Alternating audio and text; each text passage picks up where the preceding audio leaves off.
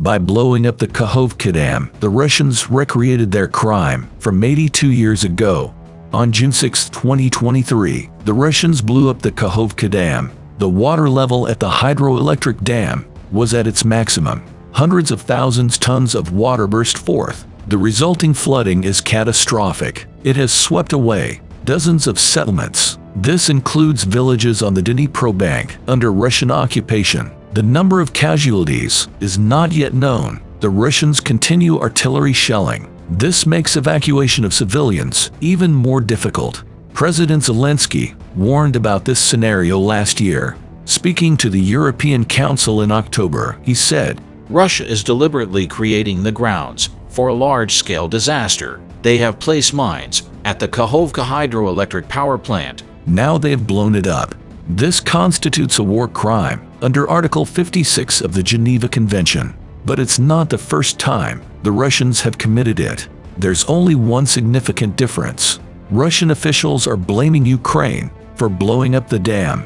They're offering no explanation for why the Ukrainians would do it. The hydroelectric power plant is under Russian occupation, but the last time they did it, they weren't shy. On August 29, 1941, Soviet spokesman Lazovsky announced, "We blew up the Dnipro Dam so as not to allow this first child of the Soviet 5-year plan to fall into the hands of Hitler's bandits. All measures were taken so as not to permit the Germans to make use of the dam and machinery." The resulting Soviet casualties didn't bother Stalin. No official death toll has ever been published, but researchers say between 20,000 and 100,000 civilians were killed. This is what happened in 1941. German troops were approaching Zaporizhzhia.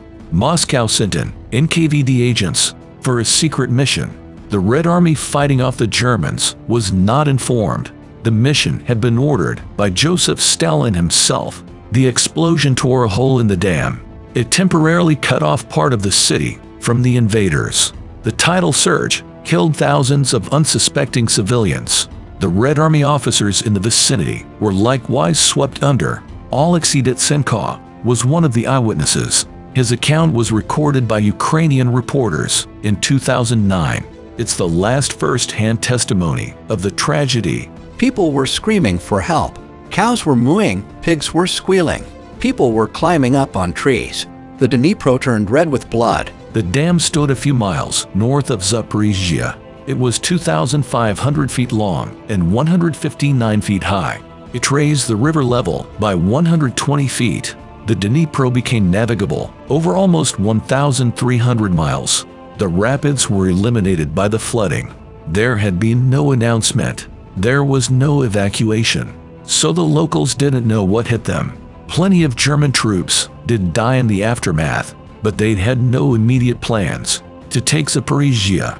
So what did the shocking act achieve? Nothing. The Germans occupied Zaporizhzhia on October 4th. That was less than 5 weeks after the explosion. They rebuilt the dam. In October 1943, they were kicked out by the Red Army. Before retreating, the Germans mined the dam again. They tried blowing it up, but Soviet undercover agents prevented it. Now the new invaders have done it again. Does history repeat itself?